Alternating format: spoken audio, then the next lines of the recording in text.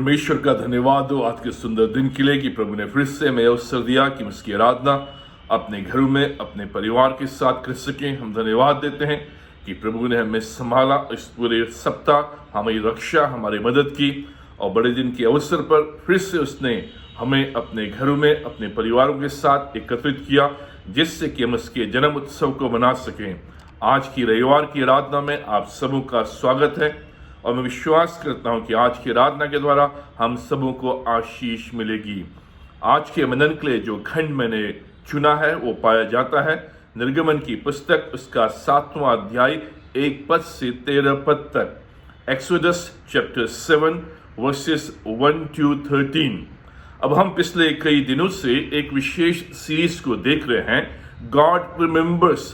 परमेश्वर स्मरण रखता है, परमेश्वर अपने लोगों को भूलता नहीं है। और इस विषय को हम निर्गमन की पुस्तक के आधार पर देख रहे हैं कि कैसे परमेश्वर निर्गमन की पुस्तक में इस बात को बताता है, आश्वासन देता है अपने लोगों को मूसा के द्वारा कि परमेश्वर अपने प्रजा को, अपने लोगों को भूला नहीं है। परमेश्वर उन्हें स्मरण करता है। हालांकि 430 वर्ष बीत चुके हैं, बंधुआई में है, परेशानी में है, तकलीफ में है, चिंताओं में है, बोझों से दबे हुए हैं, कष्ट में है, पीड़ा में है, उनका भविष्य सुरक्षित नहीं है, उन्हें मालूम नहीं उनके बच्चों का, उनके परिवार का भविष्य क्या होगा। फिर भी परमेश्वर ऐसे समय में उन्हें भूलता नहीं है और परमेश्वर इतने समय के बाद फिर से उन्हें ये आश्वासन देता है कि जो प्रतिज्ञा मैंने तुम्हारे पूर्वजों से बांधी थी, उस प्रतिज्ञा को मैं भूला नहीं हूं। तुम मेरी प्रजा हो, मेरे द्वारा बुलाए गए हो। हालांकि तुमने मेरे विरुद्ध बलवा किया, पाप किया और हर प्रकार के बुरे कामों में फंसे रहे, फिर भी मेरी दृष्टि तुम पर बनी रही। मैं बराबर तुम्हारी स्तुति लेता रहा। अब वो समय आ गया है कि मैं तुम्हें बंधुआई से मुक्त करूंगा, इस मिस्र देश से निकाल कर तुम्हें कनान देश में प्रवेश कराऊंगा, अपना निज भाग तुम्हें ठहराऊंगा, तुम्हें तुम्हारे स्थान में प्रवेश कराऊंगा, जहां तुम्हारी अपनी भूमि होगी, अपनी उपज होगी, अपनी कमाई होगी और तुम स्वतंत्रता के साथ परमेश्वर की आशीषों को, परमेश्वर के हाथ को अपने जीवन में देखते हुए आगे बढ़ोगे और उस स्थान में मेरे नाम की आराधना और स्तुति करोगे। अब इस विषय को हम इस पुस्तक में देख रहे हैं। हमने कई बातों को देखा कि कैसे परमेश्वर मूसा के द्वारा इस बात को बताता है कि परमेश्वर उनके साथ है, परमेश्वर सामर्थी है, परमेश्वर अपनी प्रतिज्ञाओं को दोहराता है। पिछले रविवार को हमने देखा था कि कैसे परमेश्वर इनको विजिट करता है, इनसे भेंट करता है मूसा के द्वारा और इस बात को उन्हें बताता है कि मैं अपनी प्रतिज्ञाओं को स्मरण करता हूं, उन्हें पुनः दोहराने के लिए आया हूं कि अब वो समय आ गया है कि तुम्हें मिस्र देश से कनान देश में मैं प्रवेश कराऊं। अब आज इस खंड के आधार पर हम कुछ बातों को देखेंगे। विशेष करके इस खंड में हम ये पाते हैं कि परमेश्वर अपनी प्रतिज्ञाओं पर अटल रहता है। न केवल परमेश्वर हमारे साथ है, न केवल परमेश्वर अपने सामर्थ्य के द्वारा हमारे जीवन में कार्य करता है, न केवल परमेश्वर अपनी प्रतिज्ञाओं को पुनः दोहराता है, लेकिन परमेश्वर अपनी प्रतिज्ञाओं पर अटल रहता है। वो कभी भी अपनी प्रतिज्ञाओं से मुड़ता नहीं है। उसमें देरी हो सकती है, उसमें समय लग सकता है, लेकिन परमेश्वर अपनी प्रतिज्ञाओं पर अटल है। वो मनुष्य नहीं कि झूठ बोले, वो मनुष्य नहीं कि अपनी बात को बोलकर पलट जाए। जो उसके मुंह से निकला है वो सत्य वचन है, वो पूरा होगा, कार्यशील होगा और प्रमाणित किया जाएगा। परमेश्वर इस खंड में अब इस बात को दोहरा रहा है कि मेरी प्रतिज्ञाएं अटल हैं। अब मैं पृथ्वी पर उतर कर आ गया हूं, अपने सामर्थी हाथों के द्वारा मैं तुम्हें यहां से निकालूंगा। जो प्रतिज्ञा मैंने तुम्हारे साथ बांधी थी, तुम्हारे पूर्वजों के साथ बांधी थी, उन प्रतिज्ञाओं में मैं अटल हूं और आज मैं उन प्रतिज्ञाओं को पूरा करने जा रहा हूं अपने सामर्थी हाथ के द्वारा, अपने सामर्थी कार्यों के द्वारा, क्योंकि मैं तुम्हारा परमेश्वर हूं, तुम्हारे साथ खड़ा हूं, तुम्हारे दुखों में, तुम्हारे तकलीफों में, तुम्हारे परेशानियों में, तुम्हारी चिंताओं में, तुम्हारे बोझों में मैं तुम्हारे साथ हूं। अब इस खंड में हम देखते हैं कि कैसे परमेश्वर मिस्र देश में विपत्तियों को लेकर आता है। 7 अध्याय से 11 अध्याय में हम 9 विपत्तियों को देखते हैं और 12वें अध्याय में 10वीं विपत्ति को देखते हैं कि कैसे परमेश्वर इन 10 विपत्तियों के द्वारा अपने सामर्थ को मिस्र देश में प्रकट करता है, अपनी सामर्थ को फिरौन के सामने प्रकट करता है, अपनी सामर्थ को जो मिस्र देश के देवी देवता हैं उनके सामने प्रकट करता है, अपनी सामर्थ को जो मिस्र देश में जादूगर हैं, टोना टुटका करने वाले हैं, उनके बीच में प्रकट करता है कि मैं परमेश्वर हूं और जो मैंने कहा है मैं उससे पूर्ण करूंगा।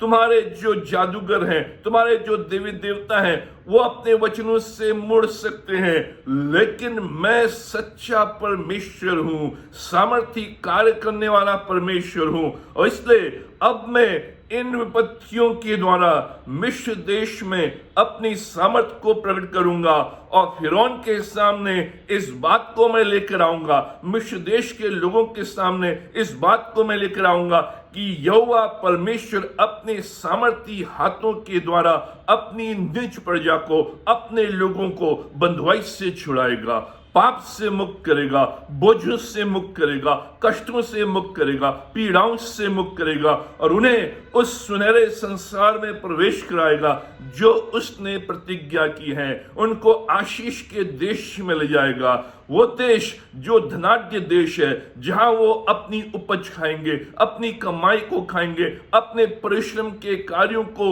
वो करते हुए अपने हाथों के परिश्रम के फल को खाएंगे।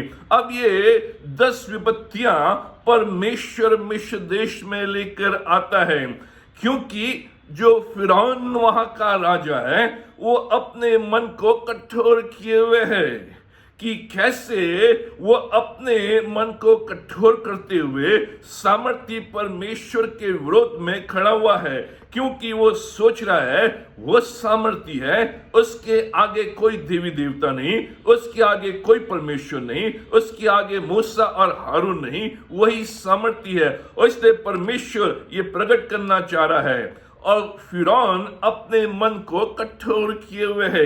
अभी जो 7वां अध्याय है इसमें हम देखते हैं the consequences of a hard heart, एक कठोर मन के परिणाम। जो मनुष्य अपने मन को कठोर कर लेता है, अपने मन को हार्ड कर लेता है, परमेश्वर की बातों पर ध्यान नहीं लगाता है, परमेश्वर को नजरअंदाज करता है, परमेश्वर की जो भी प्रतिज्ञाएं हैं उनका माखोल उड़ाता है, परमेश्वर के वचन पर ध्यान नहीं देता, वो सोचता है कि वही सब कुछ है। बार बार परमेश्वर बात कर रहा है, बार बार परमेश्वर चिन्ह दे रहा है, बार बार परमेश्वर उनको तरह तरह की बातों के द्वारा अपनी ओर आकर्षित करने की कोशिश कर रहा है कि परमेश्वर पर भरोसा करो, उसकी आज्ञा को मानो, उसका अनुसरण करो। लेकिन फिर भी मनुष्य अपने मन को कठोर किए हुए है, घमंड के कारण, क्रोध के कारण, समृद्धि के कारण, संपन्नता के कारण, और सोचता है कि वही परमेश्वर है। और इसलिए परमेश्वर उन लोगों के बीच में विपत्तियों को लेकर आता है जिससे वो जान सकें कि परमेश्वर सामर्थी है।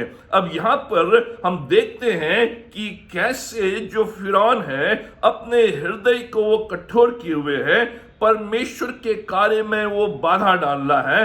परमेश्वर चाहता है कि उसकी प्रजा उस देश से निकल सके, कनान देश में प्रवेश करें, लेकिन फिरौन अपने मन को कठोर करता है और मूसा की बातों को नहीं सुनता है और लोगों को मिस्र देश से जाने नहीं देता है।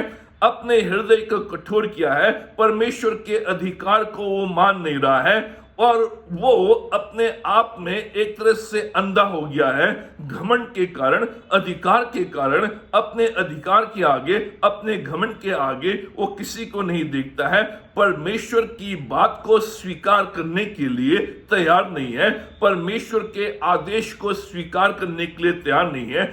इसलिए वो अपने जीवन के ऊपर, अपने परिवार के ऊपर, अपने लोगों के ऊपर, अपनी देश की प्रजा के ऊपर परमेश्वर के न्याय को लेकर आता है, परमेश्वर के क्रोध को लेकर आता है और इन 10 विपत्तियों को लेकर आता है, जिससे परमेश्वर इसके मन को जो कठोर हो गया है घमंड के कारण, अधिकार के कारण, संपन्नता के कारण, उसको वो बता सके कि अधिकार में कौन है। और इसलिए परमेश्वर इन विपत्तियों को लेकर आते। इससे पहले कि हम आगे जाएं, हम यहां पर इस बात को स्पष्ट करेंगे कि बहुत से लोग कहते हैं कि परमेश्वर ने फिरौन के मन को कठोर कर दिया, उसके सामने कोई चुनाव नहीं, उसके सामने कोई चॉइस नहीं। लेकिन अगर आप इस खंड को बार बार पढ़ेंगे और निर्गमन की पुस्तक को पढ़ेंगे तो आपको मालूम चलेगा कि इससे पहले कि परमेश्वर फिरौन के मन को कठोर करे,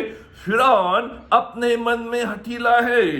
वो बार बार परमेश्वर की आज्ञाओं को अस्वीकार कर रहा है, बार बार परमेश्वर के अधिकार को अस्वीकार कर रहा है, बार बार परमेश्वर का माखौल उड़ा रहा है, बार बार परमेश्वर के विरोध में जा रहा है, परमेश्वर की बातों को मान नहीं रहा है, परमेश्वर उससे मौका दे रहा है, परमेश्वर मूसा के द्वारा उससे बातें कर रहा है, परमेश्वर मूसा के द्वारा अपने चरित्र के बारे में, अपने अधिकार के बारे में, अपने सामर्थ्य के बारे में बता रहा है। लेकिन जो फिरौन है उसका मन कठोर हुआ है और वो जानबूझकर अपनी इच्छा के अनुसार परमेश्वर के प्रति अपने मन को खोलता नहीं है, कठोर करता है, अपने मन को हार्ड बना लेता है। इसलिए परमेश्वर उसको उसी के हाल में छोड़ देता है। God obliged him. अगर तूने अपने मन को कठोर किया हुआ है और तू अपने मन को खोलने के लिए तैयार नहीं है, तो मैं अब तेरे मन को तेरे हाल में छोड़ देता हूं, कठोर कर देता हूं, जिससे कि तू मेरी सामर्थ को समझ सके। इससे पहले कि परमेश्वर फिरौन के मन को कठोर करे, फिरौन ने अपने मन को जानबूझकर, जानते हुए, सोचते समझते हुए अपने मन को कठोर कर लिया था। अब यहां पर हम एक कठोर मन के 4 प्रत्युत्तर को देखते हैं कि कैसे जो कठोर हृदय है, कठोर मन है, उसका जवाब क्या होता है, उसका प्रत्युत्तर क्या होता है, उसका रिस्पॉन्स क्या होता है। पहला रिस्पॉन्स, पहला प्रत्युत्तर, पूर्ण इनकार करना, ब्लेटेंट डिसओबीडियंस, बिल्कुल नहीं मानना। अब यहां पर जो फिरौन है परमेश्वर की बात को बिल्कुल नहीं मान रहा है, परमेश्वर के आदेश को कंप्लीटली अस्वीकार कर रहा है, परमेश्वर की आज्ञाओं को मानने के लिए तैयार नहीं है। साफ रूप में वो कह देता है कि मैं परमेश्वर को मानता नहीं हूं, परमेश्वर को जानता नहीं हूं, उसके अधिकार को मैं लेने के लिए तैयार नहीं हूं, मैं उसके बातों को सुनने के लिए तैयार नहीं हूं, उसकी बातों को मानने के लिए तैयार नहीं हूं। कौन है ये यहोवा, कौन है ये परमेश्वर, मैं इसको नहीं जानता हूं, मैं अधिकार में हूं, मैं सर्वोच्च हूं, मेरा अधिकार चलता है। परमेश्वर के वचनों को पूर्ण रूप से वो इनकार करता है, अस्वीकार करता है और इसके द्वारा वो इस्राएलियों के बोझों को बढ़ा देता है। जब मूसा फिरौन से कहता है यहोवा परमेश्वर ने मुझे भेजा है कि मैं अपनी प्रजा को मिस्र देश की गुलामी से छुड़ाकर कनान देश में प्रवेश कराऊं, इसलिए हे फिरौन मेरी प्रजा को जाने दे, मेरे लोगों को जाने दे, लेट माय पीपल गो। उस समय फिरौन बिल्कुल अस्वीकार करता है और वो परमेश्वर के ऊपर लांछन लगाता है। कौन है परमेश्वर? और उन लोगों के जो इस्राएली लोग हैं उनके बोझों को बढ़ा देता है। और जब उनके बोझ बढ़ जाते हैं तो ये लोग मूसा के पास आते हैं और मूसा से वो कुड़कुड़ाते हैं और कहते हैं हमारा बोझ बढ़ गया है। मूसा निराश है, हताश है, परमेश्वर के पास आता है और परमेश्वर से कहता है परमेश्वर ऐसा क्या हो गया है। और परमेश्वर 6 अध्याय के 1 पद में मूसा को आश्वासन देता है, Now you shall see what I will do to Pharaoh. अब तू देखेगा कि मैं फिरौन के साथ क्या करने वाला हूं। और परमेश्वर मूसा को वापस फिरौन के पास भेजता है और मूसा से कहता है कि जो फिरौन है उसका हृदय कठोर हो चुका है, तू बार बार उसके पास जाएगा लेकिन वो अपने लोगों को, जो हमारे लोग हैं, उनको वो भेजेगा नहीं। और इसलिए तू हिम्मत मत हारना, लेकिन मैं उसके बीच में अपने साइंस करूंगा, अपने चमत्कारों को दिखाऊंगा, अपने चिन्हों को दिखाऊंगा, अपने आश्चर्य कर्म को दिखाऊंगा, जिससे वो जान सके कि यहोवा ही परमेश्वर है, वही इस सृष्टि का मालिक है, वही पूजने योग्य है, वही आराधना के योग्य है। बाकी सारे कोई भी परमेश्वर के सामने टिक नहीं सकते हैं। और मैं अपने लोगों को अपने सामर्थी हाथ से निकालूंगा। मूसा, तू फिरौन के पास जाएगा, इन चमत्कारों को दिखाएगा, इन चिन्हों को दिखाएगा और वो बार बार मना करेगा, लेकिन तू हिम्मत मत हारना। क्योंकि 7 अध्याय के 1 से 2 पद में परमेश्वर मूसा से कहता है, मैंने तुझे फिरौन के सामने परमेश्वर के रूप में ठहराया है, मैं तुझे फिरौन के लिए परमेश्वर ठहराता हूं और हारून को मैं तेरे लिए नबी ठहराता हूं, जिससे तुम जान लो कि तुम मेरी आवाज हो, तुम मेरे वचन हो, तुम मेरे रिप्रेजेंटेटिव हो और तुम्हारे द्वारा ही जबरदस्त चमत्कार वहां पर होंगे। जो भी चिन्ह मूसा के द्वारा दिखाएंगे, जो भी चिन्ह मूसा ने वहां पर किए, फिरौन उनको नजरअंदाज करता है, उनको मानता नहीं है। हालांकि नील नदी का जो पानी है वो लहू बन जाता है और पूरी मछलियां सड़ जाती हैं, गंदगी और बू पूरे मिस्र देश में फैल जाता है, लेकिन फिर भी जो फिरौन है वो मानने को तैयार नहीं है, पूर्ण रूप से इनकार। दूसरा प्रत्युत्तर जो एक कठोर हृदय के द्वारा निकलता है, बार बार बदलना। जो कठोर हृदय है, जो हार्ड हार्ट है, उसके द्वारा बार बार बदलने के वचन निकलते हैं, झूठ निकलता है, सही नहीं निकलता है। कभी हाँ बोलेंगे फिर मुकर जाएंगे, कभी पश्चाताप करेंगे फिर कठोर हो जाएंगे। अब यहाँ पर फिरौन यही कहता है, जब मेंढकों का आक्रमण वहां पर होता है, पूरे मिस्र देश में मेंढक बढ़ जाते हैं, फ्रॉक्स बढ़ जाते हैं और वहां पर सारी गंदगी हो जाती है। पूरे घरों में, पूरे मिस्र देश में मेंढक ही मेंढक पाए गए हैं, क्योंकि मिस्री लोग इन मेंढकों को पवित्र जानते थे, इसलिए वो उनको मार नहीं पाते थे, उनको मार नहीं सकते थे। जैसे गाय हमारे भारतवर्ष में एक पवित्र जानवर है, उसी प्रकार से मिस्र देश में मेंढक एक पवित्र रूप में माना गया था। और जब मेंढक चारों ओर फैल गए तो उनको मार नहीं पाए, और इसलिए जो फिरौन है वो कहता है, हाँ मैं तेरे लोगों को जाने दूंगा, लेकिन जैसे ही मेंढक पूरे मिस्र देश से निकल जाते हैं, समाप्त हो जाते हैं, साफ हो जाता है, वो मुकर जाता है। पहले पश्चाताप करता है, उसके बाद फिर कठोर हो जाता है। बार बार आप देखेंगे जो फिरौन का जो प्रति उत्तर है वो बार बार बदलता है। कभी कहता है कि हाँ मैं परमेश्वर को मानता हूं, मैंने उसके विरोध में पाप किया है और ये विपत्तियां मेरे द्वारा ही यहाँ पर आई हैं, इसलिए हे मूसा तू अपने लोगों को यहां से ले जा और इस विपत्ति को दूर कर दे। जैसे ही विपत्ति दूर हो जाती है वो वापस फिर से खड़ा होता है और कहता है नहीं, ये प्रजा यहां से नहीं जाएगी। बार बार बदलना। पहले हाँ कहना, फिर मुकर जाना, पहले पश्चाताप करना, उसके बाद फिर वही कार्य करना। जो गलतियां फिरौन करता है वही गलतियां आज हम भी करते हैं।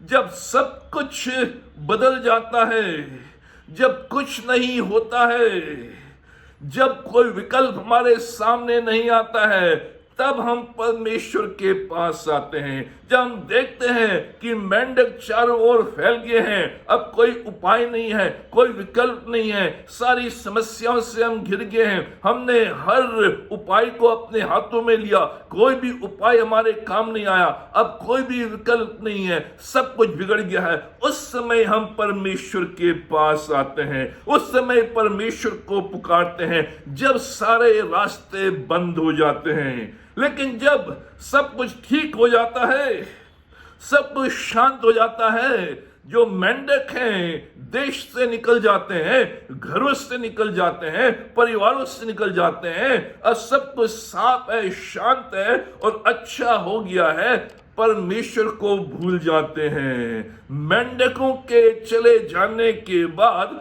फिरौन का मन फिर बदल गया। यही हमारी तस्वीर है। जब हम परेशानी तकलीफ में होते हैं, कोई विकल्प हमारे पास नहीं होता है, हम परमेश्वर के पास आते हैं, परमेश्वर को पुकारते हैं और परमेश्वर से कहते हैं, परमेश्वर अगर तू इस समस्या का समाधान कर दे, इस बीमारी को दूर कर दे, इस चिंता को दूर कर दे, इस पीड़ा को दूर कर दे, इस कार्य को कर दे, मेरे परिवार को स्थिर कर दे, मेरी जॉब को स्थिर कर दे, मैं ये करूंगा, मैं ये करूंगा, मैं तेरे लिए ये करूंगा। लेकिन जब परमेश्वर सब कुछ ठीक कर देता है, आपके मांगने के अनुसार करता है, उसके बाद हम परमेश्वर को याद तक नहीं करते हैं, परमेश्वर को चढ़ावा तक नहीं देते हैं। जो भी मन्नतें हमने मांगी हैं, उन मन्नतों को पूरा नहीं करते हैं। जो भी प्रतिज्ञा परमेश्वर के साथ बांधी है, उन प्रतिज्ञाओं को पूरा नहीं करते। हम परमेश्वर को भूल जाते हैं, और यही फिरौन कर रहा है। जब विपत्ति उसके जीवन में कोई विकल्प नहीं, जो वहां के जादूगर हैं वो भी उन मेंढकों को दूर नहीं कर सके, वहां के जो देवी देवता हैं वो भी उनको दूर नहीं कर सके, इसलिए वो मूसा के पास आता है, यहोवा परमेश्वर से प्रार्थना कर, और जब मेंढक यहां से दूर जाएंगे मैं तेरी प्रजा को जाने दूंगा। लेकिन जैसे ही समस्या का समाधान, बीमारी से चंगाई, इच्छा की पूर्ति, योजना का पूरा होना, परमेश्वर का कार्य पूरा होना, परमेश्वर मनोरथों को पूरा कर देता है, हम परमेश्वर को भूल जाते हैं, याद तक नहीं करते हैं। हम में और फिरौन में ज्यादा अंतर नहीं है। मित्रों, कई बार आपने परमेश्वर से मन्नत मांगी, परमेश्वर से प्रतिज्ञा की, परमेश्वर अगर ये कार्य हो जाता है, अगर ये पीड़ा दूर हो जाती है, अगर ये बदनामी दूर हो जाती है, अगर इस समस्या का समाधान हो जाता है, अगर मेरी आवश्यकताओं की पूर्ति हो जाती है, मैं तेरे भवन में जाऊंगा, मैं तेरे लिए प्रार्थना करूंगा, मैं तेरे वचन को पढ़ूंगा, मैं तेरी गवाही दूंगा, मैं इन बुरे कामों से दूर जाऊंगा। लेकिन जैसे परमेश्वर ने उन सारे कार्य को किया, हम एक हफ्ते के बाद, एक महीने के बाद भूल गए, उन मन्नतों को पूरा नहीं किया, उन प्रतिज्ञाओं को पूरा नहीं किया। परमेश्वर आज आपसे कह रहा है, इस साल के अंत से पहले जो जो कार्य परमेश्वर ने आपके लिए किए हैं, जो जो मन्नतें आपने परमेश्वर के साथ बांधी हैं, जो जो प्रतिज्ञा आपने परमेश्वर के साथ की है, उन्हें पूरा करें, उन प्रतिज्ञाओं में अटल रहें, उन वचनों में अटल रहे। जैसे परमेश्वर अपनी प्रतिज्ञाओं में अटल है, वैसे ही जो प्रतिज्ञाएं हमने परमेश्वर के साथ बांधी हैं, उन प्रतिज्ञाओं में, उन मन्नतों में हम अटल रहें। तीसरा प्रति उत्तर जो फिरौन मूसा के सामने लेकर आता है, एक कठोर हृदय का प्रति उत्तर, परमेश्वर के साथ मोल भाव करना। अब वो परमेश्वर के साथ मोल भाव कर रहा है, बार्गेनिंग विद गॉड। वो 4 मोल भाव परमेश्वर के साथ करता है, 4 उपायों को मूसा के सामने लेकर आता है, 4 प्रस्तावों को वो मूसा के सामने लेकर आता है। जब वो देखता है कि उसके कार्य नहीं बन रहे हैं, तो वो समझौतों को, प्रस्तावों को मूसा के सामने लेकर आता है, जिससे कि वो उस समस्या से निकल जाए और अपने अधिकार को बनाए रखे। समझौतों को लेकर आता है। जिस प्रकार से शैतान हमारे मसीह जीवनों में समझौतों को लेकर आता है, जो दिखने में आकर्षित होते हैं, वो सुनने में अच्छे लगते हैं और ऐसा लगता है कि इसमें कोई गलत नहीं है, इसमें कोई बुराई नहीं है, इसको करते भी रहो और मसीह जीवन व्यतीत भी करते रहो, उसमें कोई फर्क नहीं पड़ेगा। उसी प्रकार से जो फिरौन है, शैतान के रूप में 4 समझौतों को, बहानों को वो लेकर आता है। कौन से 4 बहाने और समझौते जो शैतान हमारे जीवन में लाता है और फिरौन मूसा के सामने, इस्राएलियों के सामने लेकर आ रहा है? पहला समझौता, पहला प्रपोजल, पहला उपाय, जिस देश में हो उसी देश में रहो, जिस दशा में हो उसी दशा में रहकर परमेश्वर की आराधना करो। 8 अध्याय के 25वें पद में, इसी देश में बलिदान करो। पहला प्रपोजल, पहला प्रस्ताव, पहला समझौता जो फिरौन मूसा और इस्राएलियों के सामने लेकर आ रहा है, वो ये कि तुम्हें परमेश्वर की आराधना करनी है, परमेश्वर की उपासना करनी है, परमेश्वर के लिए भेंट चढ़ाना है, परमेश्वर के जन्मदिन को मनाना है, परमेश्वर ने जो बड़े कार्य किए हैं उनके लिए धन्यवादी सभा रखनी है। तुम्हें मिस्र देश छोड़ने की आवश्यकता नहीं है। तुम इसी देश में रहकर परमेश्वर की आराधना करो, परमेश्वर की उपासना करो। मैं तुम्हें छुट्टी दे दूंगा, मैं तुम्हारे लिए भेंटों का प्रबंध करूंगा, मैं तुम्हारे लिए बलिदानों का प्रबंध करूंगा, लेकिन इस देश को मत छोड़ो। जिस दशा में तुम हो उसी दशा में रहकर परमेश्वर की आराधना करो। बोझों से दबे हुए हो उसी दशा में परमेश्वर की आराधना करो। दासत्व में हो उसी रूप में परमेश्वर की आराधना करो। पाप में हो उसी रूप में परमेश्वर की आराधना करो। चिंताओं में हो उसी रूप में परमेश्वर की आराधना करो। दूसरे देवी देवताओं को मानते हो उसी रूप में परमेश्वर की आराधना करो। जब मूसा कहता है मेरी प्रजा को जाने दे, जिससे कि वो जंगल में 3 दिन की यात्रा में परमेश्वर की आराधना करे, फिरौन कहता है यहां से जाने की जरूरत नहीं है, इसी देश में रहकर, इसी दशा में रहकर परमेश्वर की आराधना करो। तो मित्रों, यही समझौता कई बार शैतान हमारे जीवन में लेकर आता है।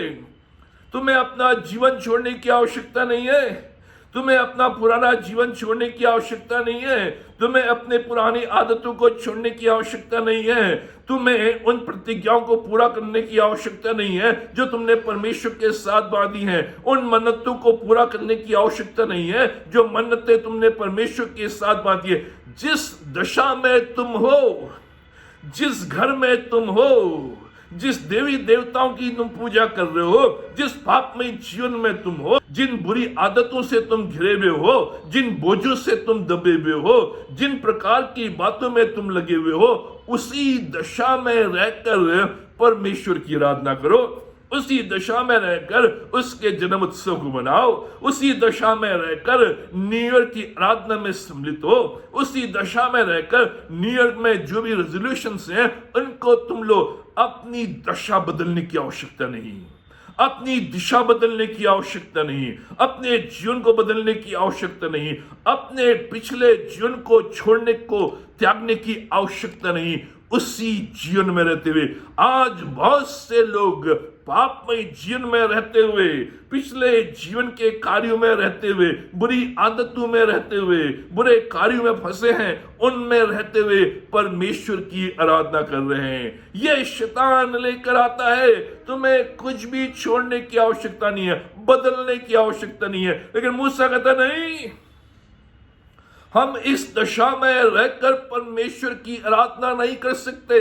हमें इस दशा को भी त्यागना है और इस देश को भी छोड़ना है और नए रूप में लाल समुद्र पार करके नया जीवन ग्रहण कर कर बपतिस्मा पाकर परमेश्वर के समक्ष अपने आप को जीवित बलिदान चढ़ाकर परमेश्वर की आराधना करेंगे। इसलिए पौलुस कहता है, इस संसार के सदृश न बनो, संसार की पद्धति के अनुसार न चलो, तुम्हारे मन के नए हो जाने से तुम्हारा चाल चलन भी नया हो जाए।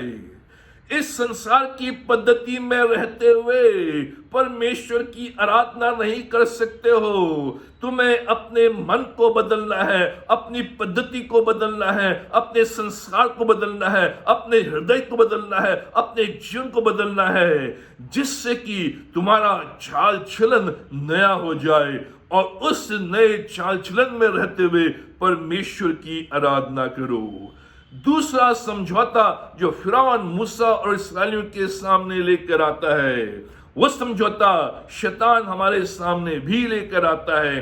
समर्पित मसीही मत बनो, 8 अध्याय के 28वें पद में जब मूसा ने कहा नहीं, हम इस देश को, इस दशा को छोड़कर जाएंगे और जंगल में परमेश्वर की आराधना करेंगे, तो दूसरा समझौता फिरौन उनके सामने लेकर आता है। ठीक है, मैं तुम्हें जाने दूंगा, लेकिन ज्यादा दूर न जाना, बहुत दूर न जाना, केवल 3 दिन की यात्रा है, 3 दिन की यात्रा के बाद वापस आ जाना, अधिक दूर मत जाना, समर्पित मसीह मत बनो। अब फिरौन ये जानता है कि अगर ये ज्यादा दूर चले गए हैं तो ये मिस्र देश की हवा को भूल जाएंगे, मिस्र देश की सुगंध को भूल जाएंगे, मिस्र देश की बातों को भूल जाएंगे, मिस्र देश के कार्यों को भूल जाएंगे, मिस्र देश के चाल चलन को भूल जाएंगे। इसलिए वो कह रहा है, तुम्हें आराधना करनी है तो जाओ, लेकिन ज्यादा दूर मत जाना, उतने ही दूर जाना जिससे कि तुम पीछे मुड़कर मिस्र देश को देख सको, पीछे मुड़कर मिस्र देश की सुगंध को सूंघ सको, पीछे देखकर मिस्र देश के भजनों को सुन सको, पीछे देखकर मिस्र देश के लोगों को देख सको, पीछे मुड़कर मिस्र देश की आबहवा को अनुभव कर सको। ज्यादा दूर मत जाना, समर्पित मसीह मत बनो। महीने में एक बार चर्च चले गए बहुत है, साल में एक बार चर्च चले गए बहुत है। त्योहारी मसीह बनकर रहो, सीजनल क्रिश्चियन बनकर रहो, त्योहारी ईसाई बनकर रहो। जब फेस्टिवल आता है जाओ परमेश्वर की आराधना करो, उसके बाद फिर से उसी प्रकार के जीवन में। जब लेंट के सीजन आते हैं, 40 दिन की प्रार्थना सभाएं होती हैं, उन दिनों मसीह बन जाओ, ईसाई बन जाओ, बुरी आदतों को छोड़ दो, लेकिन उसके बाद वापस बहुत दूर मत जाना। और यहां पर परमेश्वर पशुओं की मौत लेकर आता है, जो विपत्ति है पशुओं की मौत, कि पूरे जो भी पशु हैं उस मिस्र देश में, जो उनके लिए कार्य करते थे, जो उनके संसाधन थे, जीवन निर्वाह के संसाधन थे, आर्थिक दृष्टि को आगे बढ़ाते थे, आर्थिक जीवन को आगे बढ़ाते थे, परमेश्वर इस विपत्ति को लेकर आता है और पूरे मिस्र देश में जो भी उनके लाइफ स्टॉक हैं, जो भी उनके जानवर हैं, वो सब के सब मर जाते हैं। आर्थिक संकट, परमेश्वर आर्थिक संकट लेकर आता है, क्योंकि वही आर्थिक जीवन को आगे बढ़ाते थे। जो भी पशु हैं, उन पशुओं के द्वारा ही जो मिस्र देश की आर्थिक दशा थी वो सुधरती थी।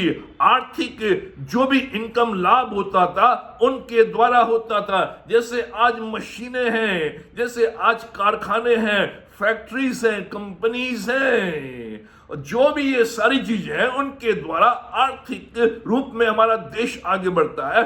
उस समय पशुओं के द्वारा वो उनके संसाधन थे। परमेश्वर आर्थिक संकट को उस देश में लेकर आता है जब फिरौन नहीं मानता है। मित्र, आज कोरोना के रूप में आर्थिक संकट इस दुनिया में आया है, आर्थिक संकट इस देश में आया है। बहुत से जो फैक्ट्रीज है वो बंद हो गए हैं, बहुत से एयरलाइंस बंद हो गए हैं, बहुत सी कंपनीज बंद हो गए हैं, बहुत से जॉब्स चले गए हैं। कोरोना वायरस के द्वारा जो आर्थिक तंगी पूरे संसार में आई है, उसी प्रकार से मिस्र देश में आर्थिक तंगी आई जब पशुओं की मौत हुई। परमेश्वर इन चिन्हों के द्वारा हमें चिताना चाहता है कि हम केवल ईसाई रूप में बनकर न रहें, केवल त्योहारी ईसाई बनकर न रहें, केवल नामधारी ईसाई बनकर न रहें, नामधारी मसीह बनकर न रहें। नहीं तो परमेश्वर इन विपत्तियों के द्वारा हमारे जीवनों में भी, हमारे परिवारों में, हमारे समाज में, हमारे देश में आर्थिक संकट ला सकता है जिससे हम चिताए जाएं। परमेश्वर कह रहा है नहीं, केवल एक साधारण मसीह जीवन व्यतीत करके नहीं, एक समर्पित जीवन। और इसलिए मूसा कहता नहीं, हम दूर जाएंगे, हम वापस नहीं आएंगे। हमें परमेश्वर ने एक मार्ग दिखाया है, परमेश्वर ने एक देश दिखाया है, परमेश्वर ने एक दिशा दी है और उस दिशा में हम चलेंगे। प्रिय मित्रों, इस साल के अंत में अगर आज तक आप केवल नामधारी मसीह बनकर, केवल त्योहारी मसीह बनकर, केवल सीजनल क्रिश्चियन बनकर रह रहे थे, तो परमेश्वर इस कोरोना वायरस के द्वारा जो आर्थिक संकट पूरे संसार में, हमारे देश में आया है, चिताना चाहता है कि हम वापस फिर से परमेश्वर के चरणों में आए, जिससे उसकी आराधना बराबर कर सकें। तीसरा समझौता जो परमेश्वर के लोगों के सामने फिरौन लेकर आता है, अपना विश्वास दूसरों पर मत थोपो।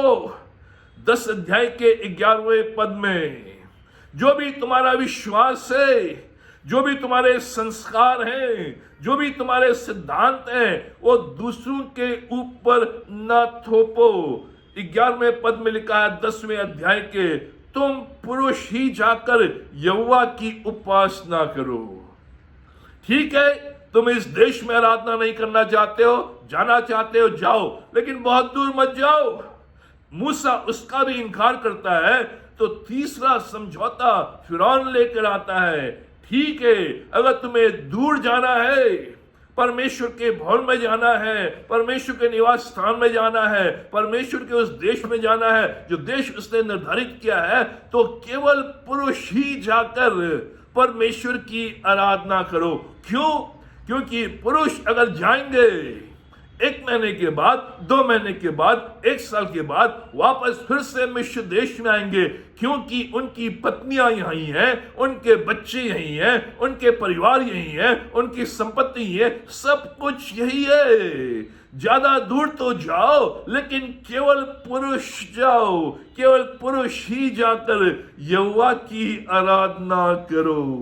प्रिय मित्रों, कई बार हम इस बात को कहते हैं, हम अपने विश्वास को अपने बच्चों के ऊपर न थोपें, अपने परिवार के ऊपर न थोपे। जो विश्वास मेरा है, जो सिद्धांत मेरा है, वो मेरे लिए है, दूसरों के लिए नहीं है। हमें अपने विश्वास को दूसरों को नहीं बताना है, अपने सिद्धांतों को दूसरों को नहीं सिखाना है। जो मसीह विश्वास हमारे जीवन में है, जो मसीह विश्वास की ताकत हमारे जीवन में है, जो नया जीवन हमने पाया है, जो गवाही हमारी है, उसको हमें दूसरों को नहीं बताना है। यीशु मसीह के बारे में दूसरों को बताओ तो सही, लेकिन उनको लेकर मत आओ। क्यों तुम दूसरों को मसीह विश्वास में लेकर आ रहे हो? क्यों दूसरों को तुम अपने विश्वास के बारे में बता रहे हो?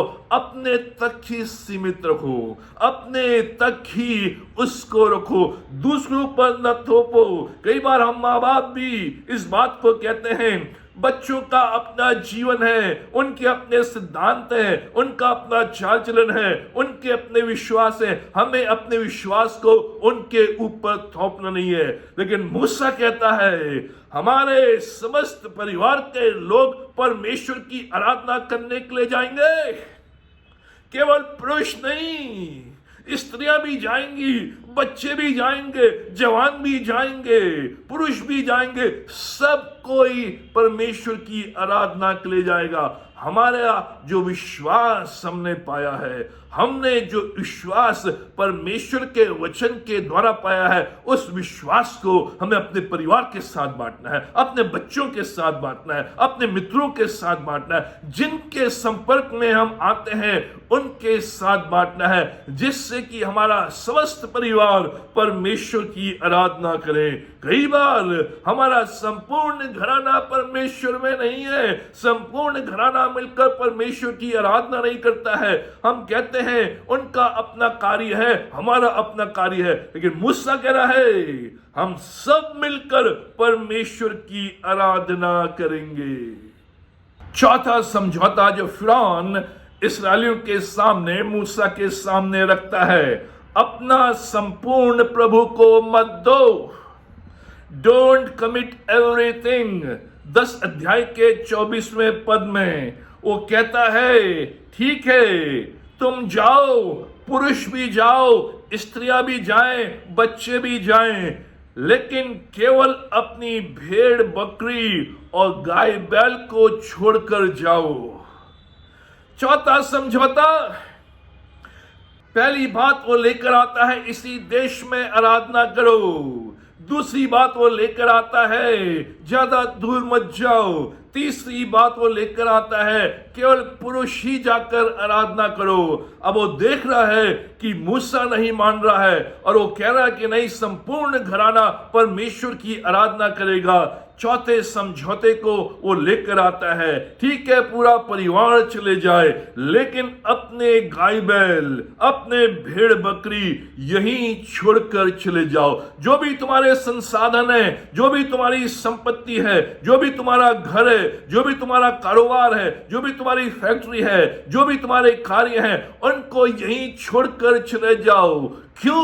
क्योंकि वापस फिर तुम यहां आओगे। जहां तेरा धन है वहां तेरा मन लगा रहेगा। फिरौन जानता है कि इनकी संपत्ति यही रहेगी, इनके संसाधन यही रहेंगे, कुछ दिनों के बाद वापस लौट कर आ जाएंगे। अपना संपूर्ण प्रभु को मत दो। लेकिन मूसा कहता है हम परमेश्वर की आराधना तन से, मन से और धन से करेंगे। हमारा संपूर्ण जीवन, हमारी संपूर्ण संपत्ति, हमारे संपूर्ण संसाधन परमेश्वर के लिए समर्पित है। प्रिय मित्रों, कई बार ये जो चीजें हैं वो हमारे ध्यानों को आकर्षित करती हैं। हम सोचते हैं कि हम इन चीजों के पीछे अगर जाएंगे तो इससे कुछ फर्क नहीं पड़ेगा, लेकिन कई बार हमारी संपत्ति, हमारे संसाधन, हमारी प्रॉपर्टी, हमारा धन, हमारे टैलेंट, हमारी रिस्पॉन्सिबिलिटी हमें परमेश्वर से दूर कर देती हैं, परमेश्वर से हमें अलग कर देती है और हम परमेश्वर पर ध्यान नहीं दे पाते हैं। इसलिए प्रभु यीशु मसीह ने कहा जहां तेरा धन है वहां तेरा मन लगा रहेगा। ये फिरौन जानता था जहां इनकी संपत्ति है, जहां इनकी कंपनी है, जहां इनके कार्य है, जहां इनके संसाधन है, उनका मन वहीं लगा रहेगा और इसलिए वापस लौट कर आएंगे। कई बार हम परमेश्वर की आराधना तो करते हैं लेकिन बिना बलिदान के, बिना भेंट के। अब इस लॉकडाउन पीरियड में करीबन 9 महीने से हम अपने घरों में आराधना कर रहे हैं। प्रिय मित्रों, ध्यान से सुने, हर रविवार को इन 9 महीनों में हम अपने घरों में परमेश्वर की आराधना कर रहे हैं। क्या हम हर रविवार को अपनी भेंट अलग रखते हैं? क्या हम हर रविवार को जब प्रार्थना करने के लिए बैठते हैं, आराधना करने के लिए बैठते हैं, परमेश्वर का जो दान है, परमेश्वर की जो भेंट है, परमेश्वर के लिए जो 10वां अंश है, परमेश्वर को जो हम रविवार को चढ़ाते हैं, क्या हम उसे हर रविवार को उस भेंट वस्तु में, उस भेंट के बर्तन में रखकर उससे अलग रखते हैं? इन 9 महीनों में क्या हमने परमेश्वर की भेंट को हर रविवार को अलग रखा है? ये बात यहां पर बताई गई है।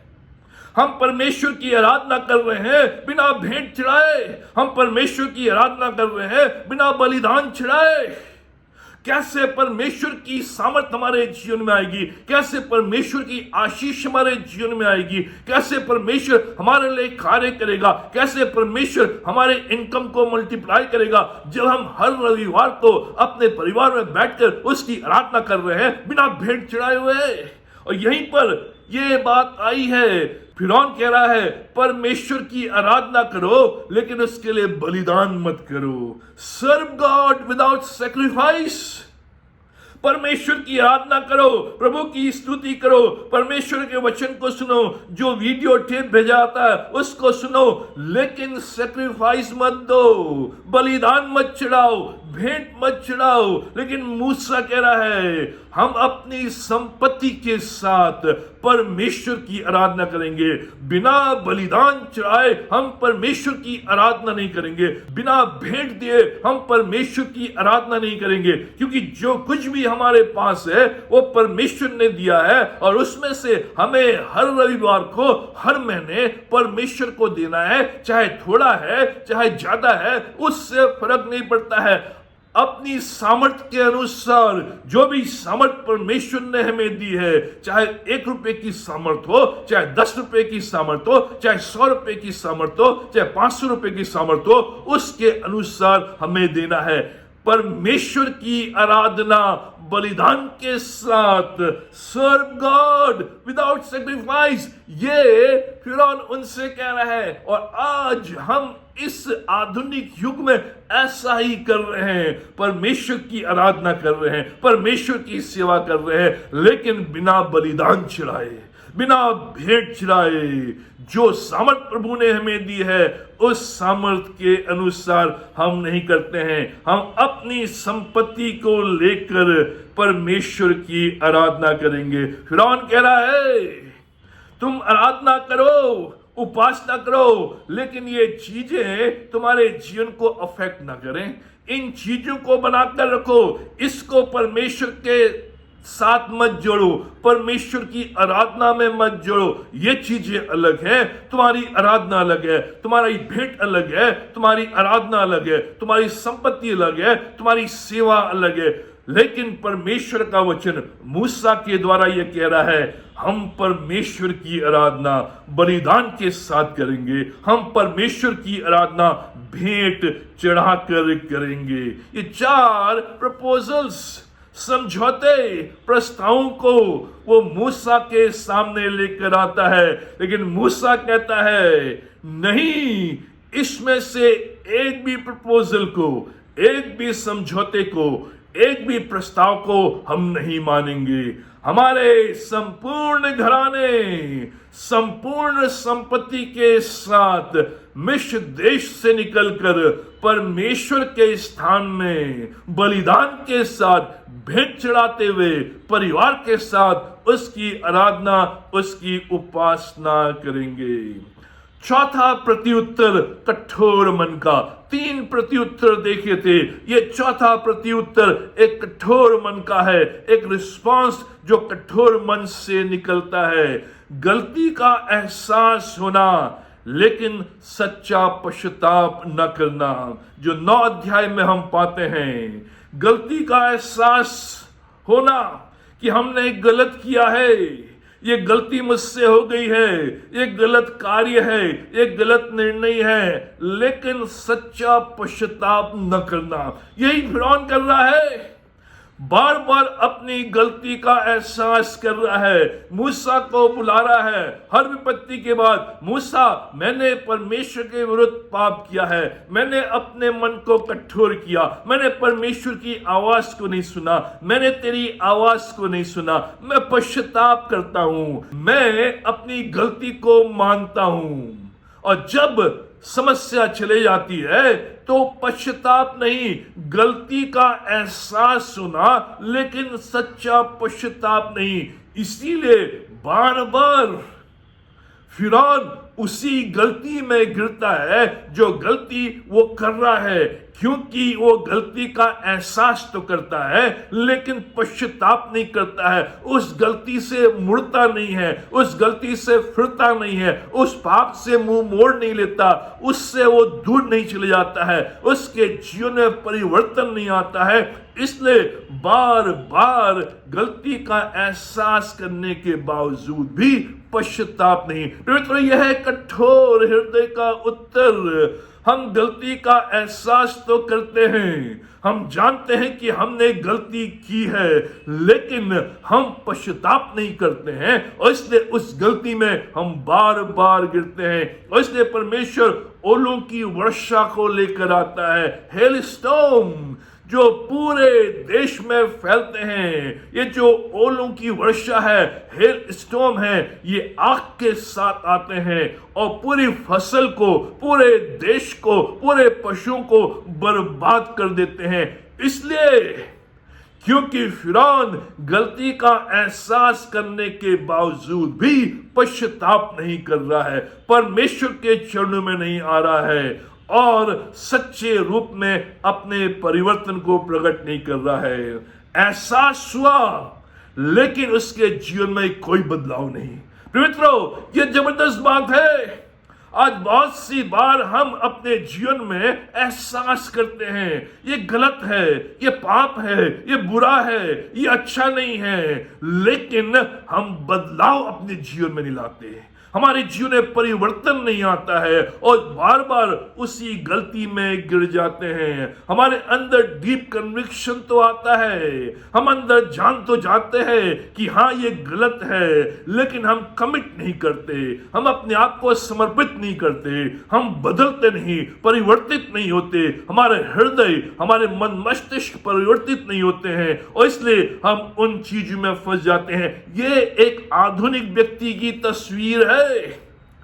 गलती का एहसास होना लेकिन पश्चाताप नहीं करना, ये एक आधुनिक व्यक्ति की तस्वीर है, एक मॉडर्न मैन की तस्वीर है। हर परिस्थिति में रिएक्ट करना, हाँ ये गलत हो गया है, लेकिन उसके बाद कोई बदलाव नहीं। परिस्थितियों के आधार पर अपने जीवन को बनाना, जैसी परिस्थिति है उसी परिस्थिति के आधार पर अपनी जीवन शैली को, अपने कार्यशैली को करना। अगर हम इस आधार पर अपने जीवन को व्यतीत करते हैं तो पश्चाताप नहीं। जहां हम देखते हैं झूठ बोलना है तो झूठ बोल दिया, जहां हम देखते हैं कि घूस लेना है तो घूस ले लिया, जहां हम देखते हैं कि यहां पाप करना ठीक है तो पाप कर लिया। ये आधुनिक व्यक्ति की तस्वीर है। सिचुएशनल एथिक्स, जो भी हमारे मॉरल सिद्धांत हैं, जो भी नैतिक सिद्धांत हैं, वो परिस्थिति के आधार पर है। जैसी परिस्थिति होगी उसी रूप में मैं रिएक्ट करूंगा, उसी रूप में मेरे सिद्धांत होंगे, उसी रूप में मेरा चाल चलन होगा, उसी रूप में मेरी कार्यशैली होगी। जो मॉडर्न व्यक्ति की तस्वीर है वो ये, पाप करो और निकलो। जहां आपको मौका मिलता है पाप करने के बाद निकलने का, वहां पाप कर लो, वहां बुराई कर लो, वहां समझौता कर लो, वहां प्रपोजल स्वीकार कर लो, क्योंकि वहां निकलने का रास्ता है। Ignore God when it is convenient and repent when you have no choice. जब ऐसा लगता है कि परमेश्वर को नजरअंदाज कर दे और काम चल जाएगा, परमेश्वर को नजरअंदाज कर लो। लेकिन जहां कोई विकल्प नहीं है वहां पश्चाताप कर लो, परमेश्वर को नजरअंदाज कर लो। कोई विकल्प नहीं है तो पश्चाताप कर लो। यही फिरौन कर रहा है और यही आज एक आधुनिक व्यक्ति की तस्वीर है। जैसी परिस्थिति है उसके आधार पर मैं अपनी कार्यशैली को, अपने सिद्धांतों को, अपने कन्विक्शंस को, अपने विश्वास को मैं प्रस्तुत करता हूं।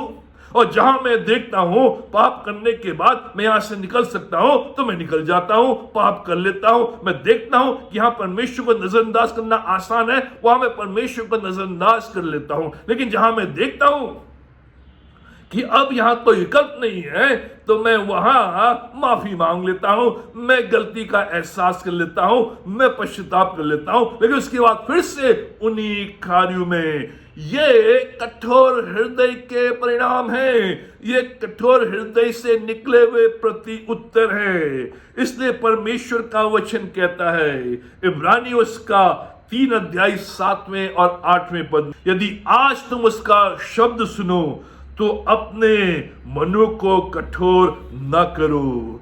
जो भी परमेश्वर का वचन आज आप सुन रहे हैं, इन वचनों को सुनकर अपने मन को, अपने हृदय को कठोर ना करो, जैसे उस समय फिरौन ने परमेश्वर के वचन को सुनने के बावजूद भी अपने मन को कठोर किया। उसके कारण परमेश्वर का क्रोध, उसके कारण परमेश्वर का न्याय, उसके कारण उस देश में 10 विपत्तियां और सारे की सारी सेना समाप्त होगी, सारे के सारे लोग धराशायी हो गए। परमेश्वर इन विपत्तियों के द्वारा, मूसा को वहां भेजने के द्वारा, हारून को मूसा के साथ भेजने के द्वारा अपनी प्रतिज्ञाओं को बताता है कि मैं अपनी प्रतिज्ञा में अटल हूं, मैं अपने लोगों को छुड़ाऊंगा। इसलिए प्रिय मित्रों, जो भी प्रतिज्ञा परमेश्वर ने आपको दी है और जो भी प्रतिज्ञा आपने परमेश्वर के साथ बांधी है, जो भी मन्नतें आपने परमेश्वर के साथ बांधी हैं, उनमें अटल रहें। उस समय भी जब कष्ट हो रहा हो, उस समय भी उन प्रतिज्ञाओं में अटल रहें, अपने कन्विक्शंस में अटल रहें, अपने विश्वास में अटल रहें, अपने सिद्धांतों में अटल रहें, परमेश्वर की आराधना में अटल रहें, परमेश्वर को बलिदान चढ़ाने में, भेंट चढ़ाने में अटल रहें। उस समय भी जब आप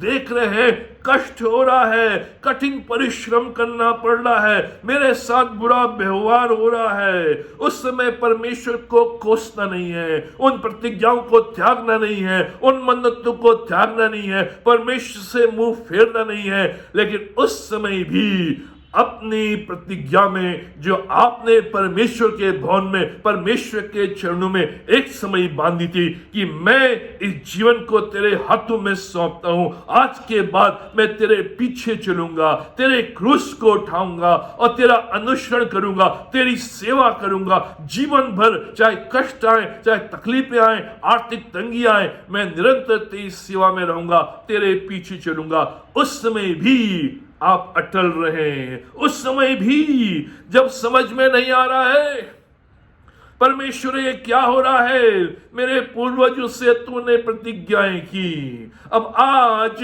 हम देख रहे हैं 430 वर्ष हो गए हैं, हमारे लोग मारे गए हैं, हम कष्ट में हैं, हम पीड़ा में हैं, और तूने मूसा और हारून को भेजा है, ये तेरी ओर से आए हुए हैं, और जब इनने फिरौन से मुलाकात की, हमें यहां से छुड़ाने के लिए हमारे कष्ट बढ़ गए हैं, हमारी पीड़ाएं बढ़ गई हैं, हमारा परिश्रम बढ़ गया है। पिता परमेश्वर समझ में नहीं आ रहा है ये तेरी ओर से है कि किसकी ओर से है, हमें समझ में नहीं आ रहा है कि हम मूसा के पीछे चलें या फिरौन के पीछे चलें, कुछ भी समझ में नहीं आ रहा है। उस समय भी जब ऐसा लगता है परमेश्वर ने सुनना बंद कर दिया है, कोई आपको समझ नहीं रहा है, उस समय भी जब आप सोचें कि परमेश्वर आपको छुड़ा नहीं सकता है, उस समय भी कि परमेश्वर ने सुनना बंद कर दिया है, मेरे समझ में कुछ नहीं आ रहा है, कई प्रपोजल्स मेरे सामने हैं,